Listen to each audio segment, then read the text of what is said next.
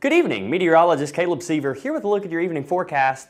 We're going to kind of start with by looking at the headlines. Thunderstorms around this evening, drier by next week, and we are keeping an eye on the tropics. So let's hop right into it with a look at current radar. We have had some storms around this evening. As we look right now at 5:12 p.m., we do see a few of those storms right now over mainly parts of coastal Baldwin County and especially up further towards Montgomery, with some areas along the coast of Mobile counties and over towards coastal Jackson County staying pretty dry. But we could see a few more thunderstorms as we go throughout the rest of the evening. So let's take a look at future view and let's map out where some of those storms could be as we go throughout the rest of the evening, starting at 5 o'clock. By the time we get to 7 p.m., some of those high school football games, we do see a number of dry areas, especially along the Mobile, Pensacola area, maybe some of the inland areas, seeing some showers and thunderstorms. So just be aware if you're headed out to any high school football games tonight, we could see a few showers and thunderstorms. Cloudy as we go throughout the rest of the night, with rain starting to fade after sunset.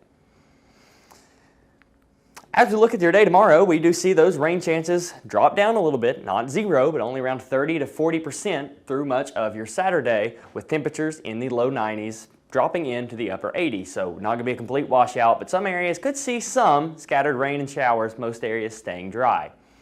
So let's get ahead, and we have some changes on the way, so let's go ahead and take a look at it. Here's our next weather maker. You can see we have a cold front going to sweep through the area, and by the time we get to Tuesday of next week, we do see some slightly cooler nights, some lower rain chances, as well as a drop in humidity. So not big changes, but we are going to be drier, and the big key, we are going to be seeing less of that humidity. So as we look at your dew points over the next 7 days, we're sitting in the mid-70s over the next couple days, but down into the 60s by the middle of next week.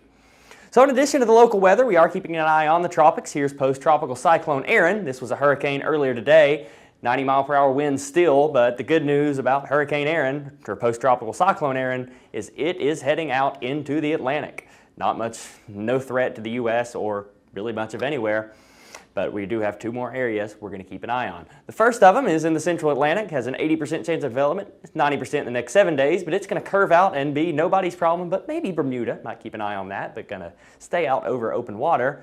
We do have one more area we're going to keep a close eye on, and now it's granted it's far out in parts of the central Pacific, just off the coast of South America. 40% chance over the next 7 days, 30% over the next 2 days. We will be keeping an eye on this as it gets closer to the Gulf. Next name on the hurricane list would be Fernand, if either of these storms are to develop.